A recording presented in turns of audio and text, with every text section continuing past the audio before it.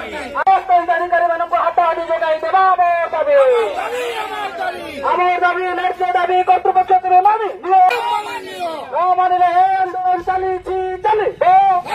केन्दुझर जिला हाटोटी ब्लॉक रे शताधिक हिताधिकारी धारणा देइचंती सेमानक दाबी वार्धक्य भत्ता 3000 टंका हाथाहाती देवाकू सेमाने दाबी करचंती।